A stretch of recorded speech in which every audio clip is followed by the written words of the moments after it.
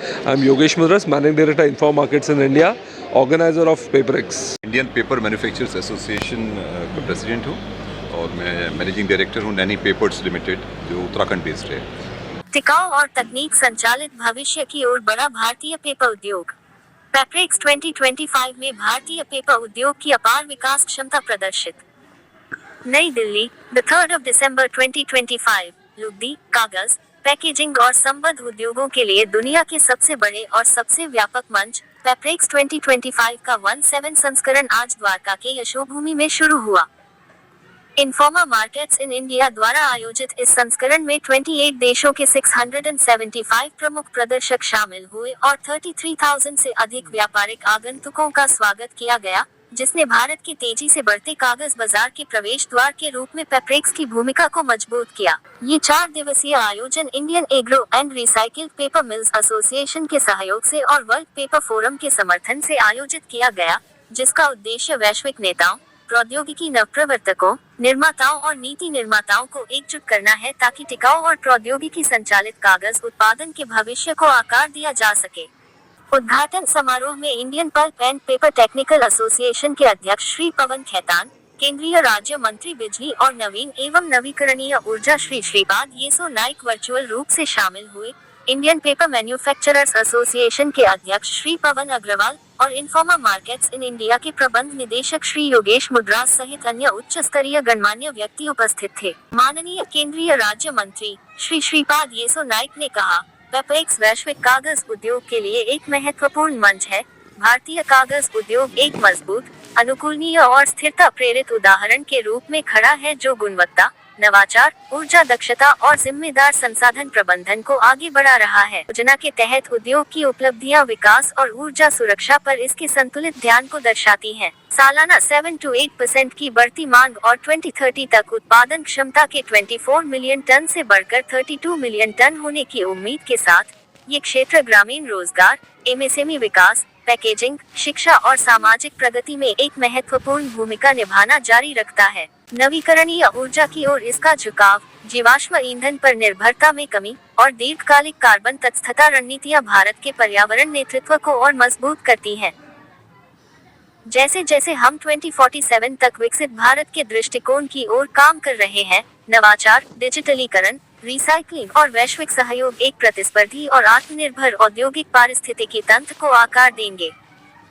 ये सम्मेलन निस्संदेह ज्ञान, सहयोग, प्रौद्योगिकी उन्नति और सतत विकास के लिए नए रास्ते खोलेगा। इन्फोमा मार्केट्स इन इंडिया के प्रबंध निदेशक श्री योगेश मुद्रास ने कहा, पेपर और पैकेजिंग इंडस्ट्री क्षेत्र असाधारण सर्कुलरिटी का प्रदर्शन करता है। ये लगभग 68% सामग्री का पुनर्चक्रण करता है। उपभोग 2024-25 में 23.5 मिलियन टन तक पहुंचने की उम्मीद है, जबकि भारत का प्रति व्यक्ति उपयोग 15 किलोग्राम है, जो वैश्विक औसत 57 किलोग्राम से काफी कम है, जो भारी विकास क्षमता प्रस्तुत करता है। 2028 तक बाजार का अनुमानित विकास $16.64 बिलियन इस गति को रेखांकित करता है। इंडियन पेपर मैन्युफैक्चरर्स एसोसिएशन के अध्यक्ष श्री पवन अग्रवाल ने कहा, कागज उद्योग आज अपने कुल वुड पल्प मिश्रण में लगभग 25% से 50% बांस का उपयोग करता है, जो केंद्र सरकार के पूर्वोत्तर राज्यों से बांस परिवहन को नियंत्रण मुक्त करने के निर्णय से संभव हुआ है। इस नीतिगत बदलाव ने न केवल मिलों के लिए कच्चे माल की उपलब्धता को मजबूत किया है, बल्कि स्थानीय अर्थव्यवस्थाओं को भी बढ़ावा दिया है। इसके समानांतर किसानों को नामित वृक्ष प्रजातियों को स्वतंत्र रूप से उगाने और काटने की अनुमति देने के सरकार के कदम ने टिकाऊ कृषि वानिकी प्रथाओं को प्रोत्साहित किया है। Indian agro and recycled paper mills association के अध्यक्ष श्री प्रमोद अग्रवाल ने कहा, भारतीय कागज क्षेत्र में लगभग 800 मिलें शामिल हैं, जिनमें से लगभग 200 वर्तमान में जीएसटी निहितार्थ और आयातित पुराने कागज पर प्रतिबंध सहित नीति संबंधी चुनौतियों के कारण गैर परिचालन। भारत में फाइबर की कमी बनी रहने के कारण कृषि अवशेषों जैसे कि खोई, सरकंडा, गेहूं का पुआल और चावल का पुआल का उपयोग करके कृषि वानिकी आधारित उत्पादन आवश्यक हो गया है। हालांकि घरेलू पुराने कागज का संग्रह लगभग 50% तक सीमित है, जबकि विकसित अर्थव्यवस्थाओं में यह 90% तक पहुंचता है। इस अंतर के कारण उद्योग को सालाना लगभग 10 मिलियन टन पुराने कागज का आयात करना पड़ता है। पेपरेक्स 2025 में JK paper, TNPL, Trident group, BILT graphic paper, Andhra paper, Orient paper और वेस्ट कोस्ट पेपर जैसी अग्रणी कंपनियां भाग ले रही हैं। He has earned numerous accolades, including IARPMA Excellence Award and IPMA's Paper Mill of the Year Award. He has pioneered the use of agri-residues for paper production, and his vision and expertise have set new benchmark for sustainability. It has been a great privilege and pleasure to be here today to receive this award. And I have been in the industry for more than 50 years, and I have seen from 1970 how the industry has been developing. The industry was largely benefited by the government rule then on what we call as unconventional paper making from non-conventional raw materials. It is the one that brought huge amount of investment into the industry, and that is what really made this agro association a big name started. I think over a period of time, a lot of things have changed.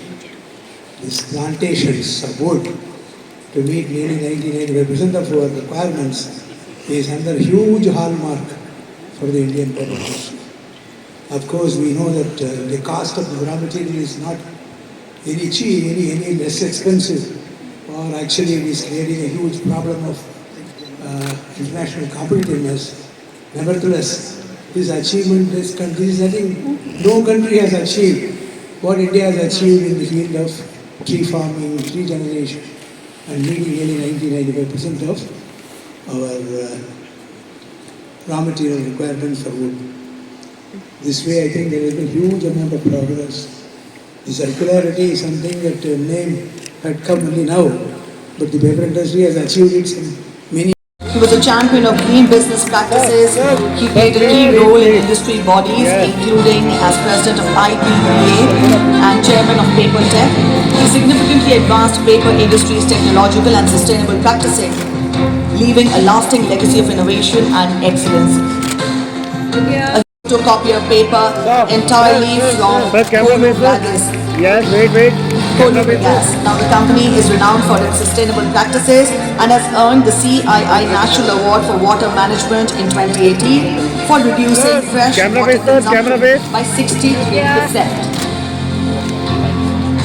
Bindal Paper Mills has also been awarded the IARPMA Excellence Award for the best for the winners. Mills become self-optimizing and more sustainable. नहीं मैं ऐसा मतलब आज ज़्यादा लोगों में वैसा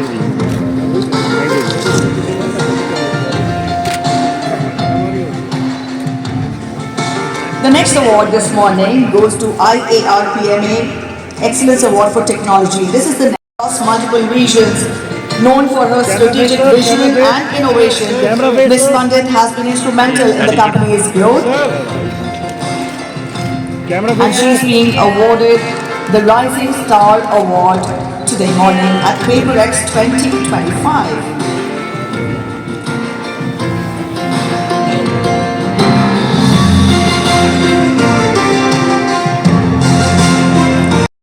Sumantra has become a key player in India's paper machinery sector, catering to the fourth generation entrepreneurs.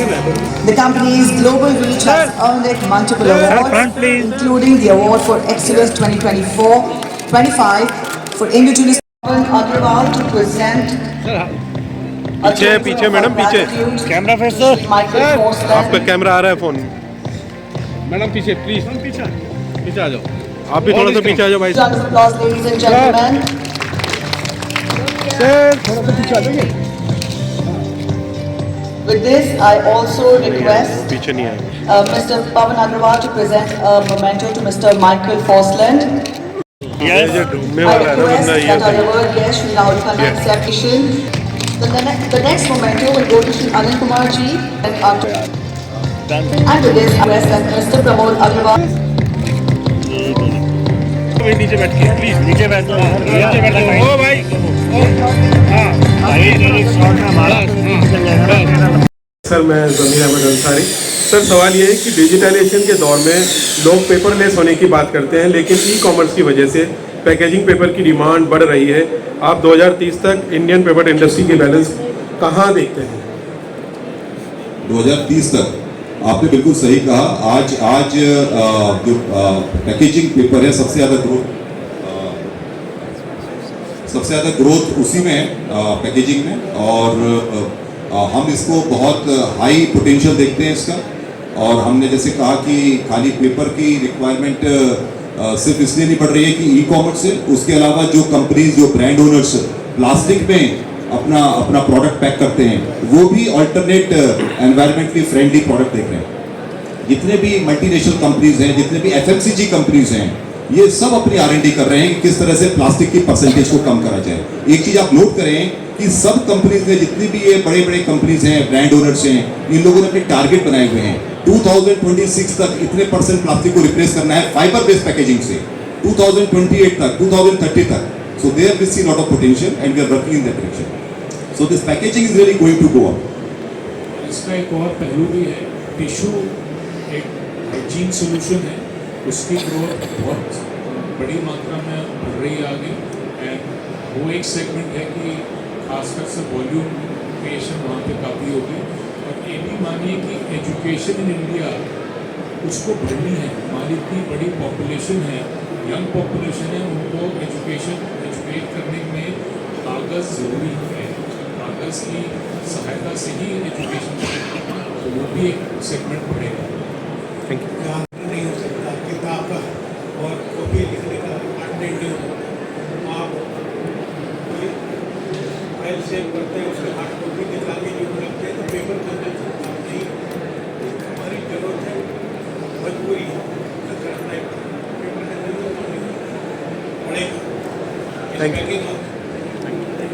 I'm Yogesh Mudras, Managing Director Info Markets in India, organizer of PaperX. Sir, ये 70th एडिशन है और इसे Yeah. World largest paper show कहा जा रहा है। Yeah. इस साल पहले सेशन सैलून में के मुकाबले कौन सी नई टेक्नोलॉजी या मशीनरी डिस्प्ले पर आ रही हैं जो गेम चेंजर साबित हो सकती हैं? So गेम चेंजर टेक्नोलॉजीज जो है AI ड्रिवन फोकस है, डिजिटाइजेशन वाली फोकस कंपनीज है, जिससे आपकी प्रोसेसेस बहुत ज़्यादा एफिशिएंट हो, आपका कॉस्ट ऑफ प्रोडक्शन कम हो, आपका जो वाटर पे डिपेंडेंस है वो कम हो। तो उसके वो बहुत सारी नई टेक्नोलॉजीज दिख रही है। पैकेजिंग में नई टेक्नोलॉजीज दिख रही है, जो पेपर में कौन से डिफरेंट टाइप्स ऑफ पेपर्स जो पैकेजिंग में यूज़ हो, वो टेक्नोलॉजीज यहाँ पे डिस्प्ले में है। सर, इंडस्ट्री में अक्सर वेस्ट पेपर और वुड पेपर पल्प की शॉर्टेज की वजह से प्राइस फ्लक्चुएट होते हैं। इस Yeah. साल रॉ मटेरियल सिक्योरिटी के लिए इंडस्ट्री लीडर्स की क्या स्ट्रेटेजी है? तो डेफिनेटली आई थिंक हमारे यहाँ पे major import is recycled paper which is very important. हम लोग पल्प इम्पोर्ट करते हैं। सो अगर हमारी गवर्नमेंट से गुंजाइश है कि कैसे वेस्ट पेपर को इंडिया में वेस्ट रिसाइकलिंग का एक मैकेनिज्म बना जाए, वो रिसाइकल पेपर इंडस्ट्री को पहुंचाया जाए, जहाँ पे हम लोग we can then use that in the industry. तो वो एक बहुत डिमांड है हमारी गवर्नमेंट के साथ। बाकी अदर देन टेक्नोलॉजी से हम लोग नए इवॉल्व करें, बिकॉज एक रिस्क भी होता है जब हम लोग इतना इंपोर्ट करते हैं रॉ पेपर वहाँ पे, तो उसमें फॉरेन एक्सचेंज फ्लक्चुएशंस का भी रिस्क रहता है। So we would want to reduce our import dependence as a industry.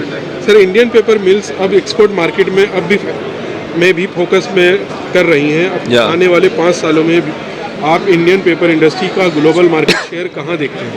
So currently, I think our global market share is less than 10%. But with the way it's growing, I think we definitely target at least to capture 1/3 of the global paper market by in next 5 to 6 years. Thank you sir. Indian paper manufacturers association का president हूँ और मैं managing director हूँ Naini papers limited, जो Uttarakhand based है। Sir, paper industry पे जो tax का है, GST का इशू है, आप लोग उसको उठा रहे हैं और पार्लियामेंट अब कुछ महीनों बाद अपना भारत सरकार अपना बजट पेश करेगी। क्या मुख्य बिंदु हैं और क्या कन्फ्रंटेशन का क्या इशू है? देखिए, कन्फ्रंटेशन कुछ नहीं है, सबसे पहले मैं बताऊं आपको, लेकिन पेपर इंडस्ट्री के अपने कुछ इश्यूज़ हैं, कुछ चैलेंजेस हैं। और मैं थोड़ा सा आपको पहले बैकग्राउंड देता हूं कि पेपर इंडस्ट्री हिंदुस्तान में आज उन गिनी चुनी इंडस्ट्रीज़ में से एक है जो पूरी तरीके से सस्टेनेबल है, जिसके रॉ मटेरियल सस्टेनेबल हैं, एनवायरमेंटली फ्रेंडली हैं, हमारे प्रोडक्ट सस्टेनेबल हैं, हमारे प्रोडक्ट्स एनवायरमेंटली फ्रेंडली हैं। आज पूरे विश्व में माना जा रहा है कि अगर सिंगल यूज़ प्लास्टिक का कोई व्यावहारिक रूप में कोई रिप्लेसमेंट है कोई सब्स्टिट्यूट है, तो वो पेपर है। और ये इंडिया में भी है।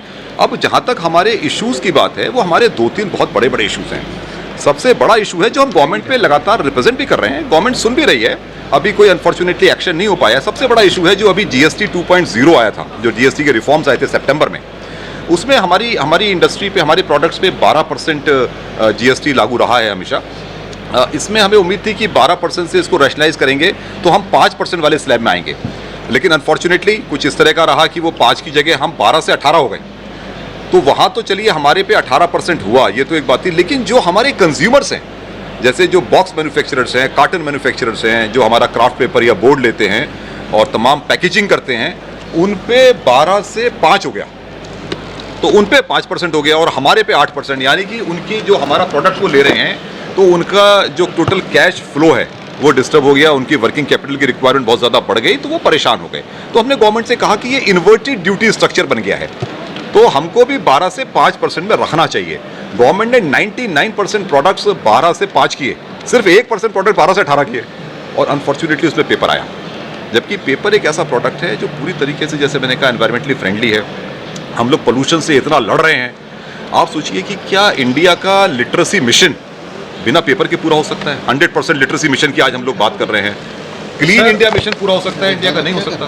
सर 2014 में जब मोदी सरकार, मोदी 1 आया था, तब चीनी मिलों को उन्होंने बहुत बड़ा सब्सिडी दिया था, जो फैक्ट्रीज बंद थी उनको रिवाइव किया था।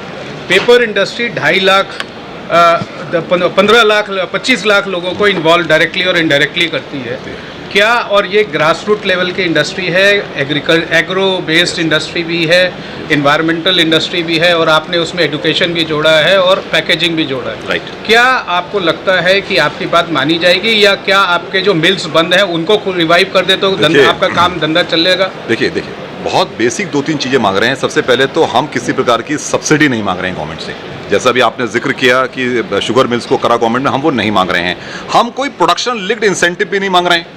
हम क्या कर रहे हैं, बहुत छोटी 2-3 बातें कर रहे हैं। हम कह रहे हैं कि GST को आप इसको सही कीजिए, जो आपने हम पे 18% किया है, आप ठीक है इसको रोलबैक मत कीजिए, 18 रखिए आप, लेकिन जो हमारे आगे कंज्यूमर्स हैं उनको 0%, आज नोटबुक पे 0% GST है, आप वहाँ कम से कम 5% वहाँ लगाइए। अगर वहाँ 5% लग जाएगी तो हमारे 18% का वो इनपुट टैक्स क्रेडिट ले पाएंगे। अभी हमारा 18% उनकी कॉस्ट में जुड़ जाता है। आज सारी नोटबुक्स महंगी हो गई हैं। क्या गवर्नमेंट ये चाहती है कि नोटबुक्स महंगी हो? नहीं चाहती, लेकिन ये इनएडवर्टेंटली एक वर्ड है, उसमें हो गया गवर्नमेंट से ये, तो हम कहते हैं कि इसको कोर्स करेक्शन किया जाए। दूसरी बात, एक चीज़ बहुत बड़ी समस्या है, वो है जो गवर्नमेंट अभी नहीं समझ पा रही है। हम पिछले 4 साल से लगातार कह रहे हैं, सारे आंकड़े बता रहे हैं, आसियान कंट्रीज से और चाइना से ज़बरदस्त इंपोर्ट हो रहा है। आज लगभग 17% CAGR है, ग्रोथ है पिछले 10 साल में चाइना से और आसियान कंट्री से। अगर पिछले 3 साल का कंपेयर करेंगे तो 25 से 30% की ग्रोथ है इंपोर्ट्स में। तो ये पेपर इंडस्ट्री को इंडिया में सर्वाइव नहीं करने देगा। जिस रेट पे हमको पल्प पड़ती है, उस रेट पे चाइना से और आसियान कंट्री से पेपर आ जाता है इंडिया के अंदर। सर तो ये इसको दूसरी तरीके से समझें कि जितना पाम ऑयल इंपोर्ट होता है, जितना पेट्रोलियम प्रोडक्ट इंपोर्ट होता है, उससे कहीं ज़्यादा पल्प इंपोर्ट हो रहा है। नहीं, देखिए ऐसा है, पल्प इंपोर्ट करने में हमें कोई ऑब्जेक्शन नहीं है। अगर पल्प इंपोर्ट हो रहा है तो वो यहाँ पर रिक्वायरमेंट है, यहाँ पर पल्प शॉर्टेज है, फाइबर शॉर्टेज है, पल्प होने में हमें कोई दिक्कत नहीं है। लेकिन जो फिनिश प्रोडक्ट इंपोर्ट हो रहा है, तो जब वो फिनिश प्रोडक्ट इंपोर्ट होता है तो हमारी इंडस्ट्री ने यहाँ जितना इन्वेस्टमेंट किया हुआ है, एक तो मैंने अभी बताया भी था आपको कि करीब 1 लाख करोड़ का इन्वेस्टमेंट इंडियन पेपर इंडस्ट्री ने पिछले 1 दशक में किया है, और उसमें पूरी टेक्नोलॉजी में किया है। आज हमारे यहाँ एक समय था जब हमारे यहाँ 100 टन 150 टन पर डे के प्लांट होते थे, आज हमारे यहाँ 1000 टन पर डे के प्लांट भी लगाए गए हैं मिलों द्वारा, और हमने नई टेक्नोलॉजी में इन्वेस्ट किया है। हमारे यहाँ कैपिटल कॉस्ट कितनी हाई है, आज अगर हम कहीं लोन लेते हैं तो 10, 11, 12% पे हमको लोन मिलता है। यही चाइना में चले जाइए आप, वहाँ 2% पे उनको 2% रेट ऑफ इंटरेस्ट पे उनको लोन मिलता है। आसियान कंट्रीज में रेट ऑफ इंटरेस्ट बहुत कम है। आसियान कंट्रीज में जो भी ओनर्स हैं वो सब चाइनीज ओनर्स हैं पेपर मशीन्स के, और वो वहाँ से अपना प्रोडक्ट बना, वहाँ तो डिमांड ही नहीं है इतनी, वो पेपर बना के सब इंडिया में डंप कर रहे हैं। और जब से अमेरिका में ये 50% टैरिफ लगा है, तब से अमेरिका में प्रोडक्ट ना जाके, एक्सपोर्ट ना होके, वो भी इंडिया में डंप हो रहा है। तो इंडियन गवर्नमेंट क्या ये चाहती है कि पेपर के लिए इंडिया को डंपिंग ग्राउंड बनने दिया जाए?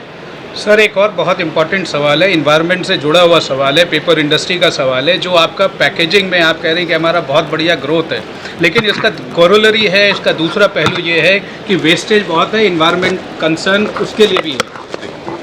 बहुत अच्छा सवाल आपने किया। मैं आपको यहाँ दो बातें बताना चाहूँगा। पिछले आज से 10 साल पहले तक इंडियन पेपर इंडस्ट्री में लगभग 100 से 150 KL पर टन ऑफ पेपर पानी का इस्तेमाल होता था। आज ये घट के 40 KL से कम आ गया है और हमारी कई इंडस्ट्री 30 KL से कम पानी इस्तेमाल कर रही है पर टन ऑफ पेपर। एक बात। दूसरी बात, आज की डेट में पेपर इंडस्ट्री उन गिनी चुनी इंडस्ट्रीज में से एक है, और आपको शायद ताज्जुब होगा सुन के ये, जो जितना भी पावर जनरेट करती है अपनी, जितना भी फ्यूल यूज करती है, वो 65% से ज्यादा बायोमास है। हम लोग फॉसिल फ्यूल सिर्फ 35% तक इस्तेमाल करते हैं, और कई इंडस्ट्री हमारी ऐसी हैं जो 80% तक बायोमास यूज कर रही हैं। यशोभूमि में जो पेपरएक्स है, इसका एग्जीबिशन के बारे में थोड़ा बताएं। क्या ग्रोथ है, क्या रिक्वायरमेंट है, क्या डिमांड्स है? देखिए, ये तो हमारा एक स्टार फीचर है। ये इंटरनेशनल एग्जीबिशन है और हम बड़ा प्राउड फील करते हैं जब हम पेपरएक्स की बात करते हैं। और पेपरएक्स की बात सिर्फ इंडिया में नहीं होती, ये इंटरनेशनली होती है। ये इंटरनेशनली सबसे बड़ा इवेंट है और ये हमारा 17th एडिशन है। इस बार बहुत बड़े रूप में हो रहा है। बाहर से काफ़ी यहाँ पर एग्जीबिटर्स आए हुए हैं। सिर्फ मशीनरी मैन्युफैक्चरर्स ही नहीं है, पेपर मैन्युफैक्चरर्स भी आए हुए हैं, केमिकल मैन्युफैक्चरर्स भी हैं। यहाँ हम लोग डिस्कस करते हैं टेक्नोलॉजीज़, आपस में कोलैबोरेट करते हैं और कोशिश करते हैं कि इंटरनेशनली पेपर इंडस्ट्री को फ़ायदा पहुँचे। ठीक है। इससे एक आखिरी बात बस मैं कहना चाहूँगा कि हमारा इंडियन पेपर इंडस्ट्री में दो बातें हो रही हैं जो नया चेंज आ रहा है। मैंने जैसे कहा, Indian paper industry is the largest employer today, one of the largest I can say industry in India. यहाँ पर हमारा करीब 25 लाख का